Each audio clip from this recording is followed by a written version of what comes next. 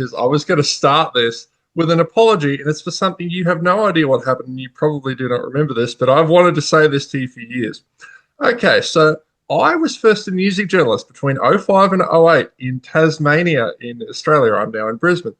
And one day I had an interview with you. Now, I was slightly irresponsible in my younger years. I know it is terrible to think of this, but I would have been around 20 at the time, and I had the afternoon off. All I had to do was come into the office and do a phone interview with you.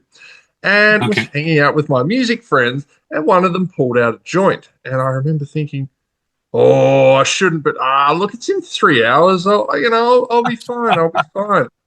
So anyway, I partake, and 2 hours or so later, I am sitting in this booth in front of a Skype thing with, "Hi, this is Speed" in my ear, and I cannot remember any of the interview. I can remember you introducing yourself, and I was literally, I was out of my mind, and I could not follow your conversation. Could not follow what you were saying at all. So I was just waiting for you to finish talking. That's insane. What a story. What a story. I once interviewed you while out of my mind. Completely stoned. I have no memory. Now, who's the rock star around here? I know, right? It ain't me. It ain't me. That's amazing. That's a great story. Thanks for sharing that. That's awesome. Yeah, now I'm actually going to talk to you potentially for the first time. Yeah, and you're sure you're not stoned? Are you 100% sure? Not yet. No. I will be. Not yet. But not. Okay. Oh, that's brilliant.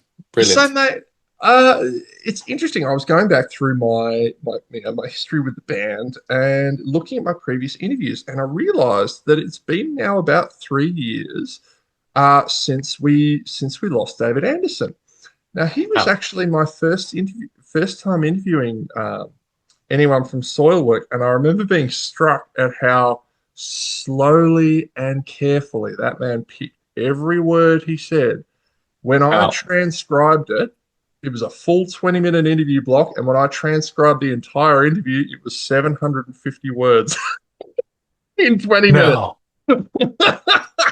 Holy hell. I mean, I don't know how he was doing at the time. Maybe he was, I don't know. Did he seem clear when he was talking? Oh, yeah. Or it was a little blurry? Okay. No, he was fine. This was in the midst of 2020, promoting Wisp of the Atlantic, and he was at the time. He'd been going, actually, correction, this would have been maybe 21, maybe? Anyway, he'd been doing COVID. He'd been working nonstop as a COVID a doctor for over a year at the time. Fuck, he was so he was probably worn out. Yeah, it was crazy. It would have been exhausted. But how often does he pop into your mind these days? I mean, obviously has the sad part kind of gone, and now you're left with the happy bit? How did it work? Well, I mean, first, because in the end, I mean, the last 2 years of his life was it was pretty rough, and he was in a really dark place, and he was not doing well, and so I mean, when you're close to somebody that you're seeing going down on a really dark path like that, and you do everything you can to help him, and you in the end it's up to him. You feel very powerless. Yeah. So there's a lot of anger and disappointment involved as well as a friend, because you miss your friend. It's tough. Yeah, no, and then when he passed away, it was I just felt it was like an empty. I didn't feel as much as I expected, because he was doing so bad that I felt like, oh, well, now he's free somehow. But and I think the sadness came, it was like a delayed effect for me. And especially when I started remembering the good days when he was not sick, and that really hit me really, really hard. And nowadays I think about him every day, and I miss him so much sometimes that it like can hurt physically. Yeah, and there's so many things all the time. It's like, oh, I wish you find yourself like, oh, I need to call David about this. Like, no, you can't. He's not here anymore. wow. And there's so many things that you could only share with him that I can't do anymore, and that only he would understand. And that hits me almost on a daily basis. Hmm. And that's really, really tough. And I really miss his sense of humor, his Hmm. laugh. And yeah, it's so, I Yeah. mean, nowadays I have like a positive view in my mind. I used to just, when I thought about him, I was just angry and Hmm. disappointed. But I think that's only human and natural in a process like that, you know. Or and then now I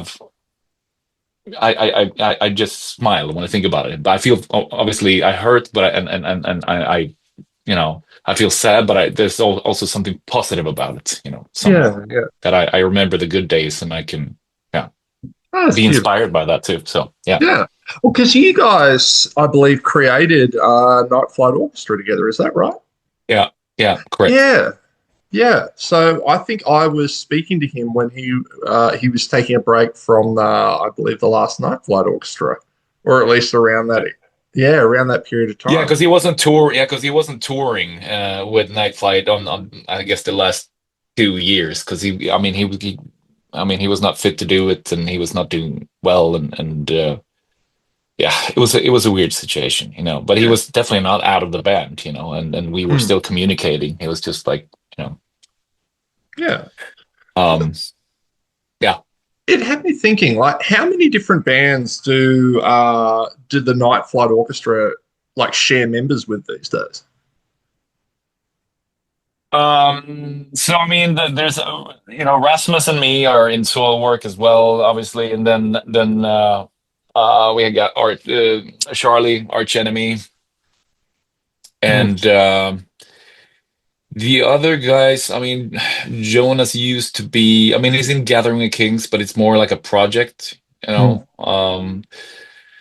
So the other guys are not really in, how can I say, like permanent members of Yeah. other bands. They do a lot of stuff. Like they do a lot of like troubadour stuff. They do, the girls are doing their, you know, on those sort of cruises and like hostesses Yeah. and singing and stuff like that. So it's they're very busy, you know, but they're not really in any like sort of permanent bands.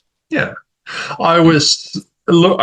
As you can probably tell, I've been a fan of Soilwork for a while, but I was not overly familiar with Night Flight Orchestra. It was just one of those names that I have just known from from endless bill posters All right. over the years and years. It's like that band, except that logo. Like, fuck me, I'd seen that logo for decades, and then I finally Yeah. interviewed him, and it's like, hey, it's the guy from that guy's battle jacket.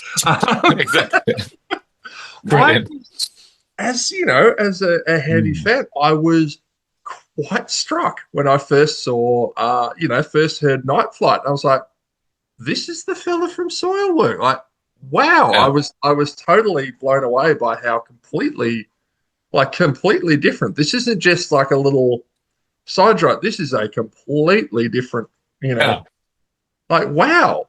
It's like the guy from Ramstein doing, I don't know, a rap album or something. Like, you Okay. know, um, Well, thanks for saying that. That's definitely a compliment as well, because I wanted it to be a completely, something completely different, you know, and I can highly recommend it, you know, for people. If you want to have a side project or a different band, do something completely different, you know. I mm, mean, I've had, you know, thrash bands and side projects like Terror 2000, you know, that's different from soul work, but it's still, you know, it's not too far off. But this is something completely different. I think it was sort of a calling. It was something that I needed to do, and something that I wanted, was aching to do. And once we did it, I felt a bit more complete, you know, musically, you know, and I mm, got to, instead of trying to jam everything into soul work, all my influences, which was impossible, you know, and started this band, and now I have the best of both worlds, you know, and I think that's a really, really cool thing, and I'm super grateful for that, and I get to, you know, evolve as a singer, doing these things, and take yeah. that with me to soul work as well, and I felt that I'd become a better singer there too. So yeah, it's a good situation. So how did I noticed the live show kind of has a plane theme or a, yeah, like how did Mm. that evolve? I mean, that's just been growing organically. I mean, the Night Flight Orchestra, obviously the name is connected to that. It's like, we wanted to create a soundtrack from the get-go that, a soundtrack of being in motion, like Mhm. romanticized traveling. And so the thing with the stewardesses came up after a while, and the whole concept. So that's something that's been growing, and it's just so much fun. I love it because it's like I always like bands that have a full concept. They have the songs, but they also have like the sort of personas and the outfits and the look and everything. I love that, and we wanted to create something that you want to go and see yourself, so it's something we take, obviously there's some tongue-in-cheek stuff in there, but we're also very serious in what we do, and I think the balance is definitely there. And yeah. Yeah. I'm about to Mm. improvise a question which is either going to go spectacularly or terribly. Because I realize, well, you might not be the best person to ask this. I wanted to ask you, as someone who has obviously been around the traps for, a few decades in music, who you see as the most, some of the most important bands coming up. And then I realized that aside from sharing a lot of festival bills, with potentially with some of these bills, you might not have much to do with them because it might not be music that you listen to generationally unless you're really like a finger on the pulse kind of guy. But who do you see as who are the bands that you see as doing incredible work or doing, really having an impact in the metal sphere these days? Wow, Yeah, that's like I said, it's that's a not an tough easy one. question. I know, and I mean, I try to follow as much as I can, but it's impossible to keep up with everything, and I mean, I can only speak of like as far as like young bands coming out. I mean, there's a band here in Sweden. I mean, there's quite like a thrash, death, black metal wave, kind of a new wave, and there's a band here called Sarcator Hmm. that is absolutely fantastic, and the presence in their music I have not felt in a long time. So that's definitely a band that you should check out. They really mean what they're doing, and you can feel that. It's sort of like blackened thrash or death thrash, or it's there's a bit of dissection in there mixed with classic thrash, sort of the German side of the thrash metal, especially I would say, and but still something. There's also something quite punky about it too, like, Hmm. and I don't know. It feels like, I don't know. There's that danger element when you listen to it, that I miss so much in today's metal scene, and that sort of anything can happen. Everything is so quite polished and controlled, So Hmm. that band feels a bit more sort of like out of control, but Hmm. in a really great way. So yeah, that's a great band. That's definitely one of them. I again, sorry, pardon me, sorry, totally random. Are you is Ghosts from Sweden? Were they a Yes. Swedish? Yeah. Can you please explain what the hell's going on with that band? Because I see them. I literally even we did a little review for their album, and I'm loving how successful they are. But a big Uh, part of me is very confused as to why the hell they are so successful and so popular. What is your um, 2 cents regarding Ghosts? because it's a full concept, and I think they also obviously broke in America as well, where I think, I mean, they're big everywhere, that is, Mm, but I think the secret in America is that people in America love full concepts. It's uh, like the Trans-Siberian Orchestra. People, that's the biggest tour when it's Christmas. It's like a whole concept. It's quite theatrical, and people love that in America. And obviously a lot of great songs too. He's brilliant at what he does. I mean, he obviously has other songwriters as well that he do co-writes with, but still, it's like the concept is fantastic. There's also a little bit of tongue in cheek in there as well, which I don't think hurts, you know, and especially when you have that kind of balance. So I think it's, you know, and it also has the sort of ABBA element in there, I would say, you know, that Whenever have, I I mean, especially nowadays, like with the latest two albums, that there's a bigger dose of ABBA in there, and I think that might be the secret as well. But yeah, that would it's, explain I mean, they're huge. yeah. Oh, look, the Yanks and live in concept albums would probably explain why Sleep Token are so, by the same measure, Yeah, enjoying yeah, such yeah, incredible success.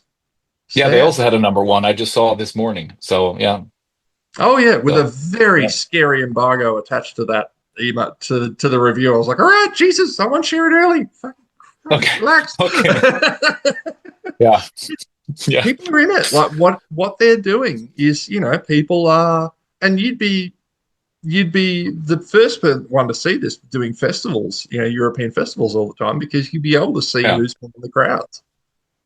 yeah, Yeah. yeah. Exactly. Yeah. Yeah. So there's obviously that too. I mean, but I mean, and nowadays everybody knows who Tobias is. You know, they've seen pictures, but you know, they still like that because it's still sort of like an alter ego, and people love that as well, and especially when it has like a full concept. Yeah. So, mate, this was one that this is a question you might be able to have a bit of fun with. If tomorrow you gave up on life, how would people around you be able to tell? If all of a sudden all of Bjorn's friends are like, "Oh shit, we need to look after Bjorn because you're acting erratically," what would you have done that'd make people go, "Uh-oh, he's not acting himself"? Um, I would stop talking about food. Probably that would be probably it. You're a hungry man, I are was you, Bjorn? thought, well, I mean, I'm not, I'm like, you know, I try to stay fit, but I mean, I love food and I'm quite picky with it, but if I find something, I can't stop raving about it. So yeah, I usually have something new that I talk about. So people who know me that are fairly close, and if I wouldn't mention any, like, I don't know, like a new snack I've tried or like food or whatever it might be, then it's like, oh, have you tried this one? You know, kind of. Then people would know that I'm on my way out. Oh, I love it. Mm. Um, Lastly, mate, talking about Australia, you've been here a bunch of times with SOILWORK and with everyone else. Yeah, Um, this is going to be the 12th time. Jesus Christ, right? Well, Yeah. perfect. So yeah. So everyone always asks, "Oh, what are your best memories of Australia?" Fuck that. What are your worst memories of Australia? What is like the worst tour bus down Worst or whatever? memories. I don't know if I've had any like really bad. Oh, we'll have to try hard on this too. I don't know. I mean, it was quite a thriller when we couldn't find our bass player because he got kidnapped by a pirate metal band in Melbourne, and we were going to fly to Auckland. That was a bit of a thriller, but I mean, it's not that bad. But I mean, he And showed that up happens. in the last second, but that was a bit. Yeah. That sounds like Ailstorm. Was that Ailstorm? No, no, no. It was an Aussie band, and then he ended up in the outbacks and woke up getting served like a rum and coke, and then he had a tattoo on his leg that he couldn't remember getting, and yeah, it was just wild. I know this name. God damn it. What is that? Oh, I know the logo. I'm Like the positive. band, what? Yeah, the band. The Oh, no, it's gone. I yeah, yeah. I think I know roughly who that is, and it's like, yeah, that's right. Okay. But I All right, can't. that's funny. Yeah. So Uh, that was a bit scary. all right. So if you can leave Australia with every member that you arrived with, you'll consider that a good. You'll consider that a successful tour. Yeah, Yeah. yeah. Nice. All right, we'll set that Excellent. bar, mate, and we'll go Yeah. from there. Yeah. You know, mate, this Okay. has been rad. It has been nice to hey, look, it's been nice to do an interview with you that I can remember. So Exactly. I was gonna say, will you remember this? Yeah, I guess you will. Yeah. Brilliant. thanks. That's why I'm Mm, recording. mm. Thank you, mate. Brilliant. Appreciate Good you. call. Have a wonderful time, mate. Thank you so much. Take care, and thanks for All the right. support.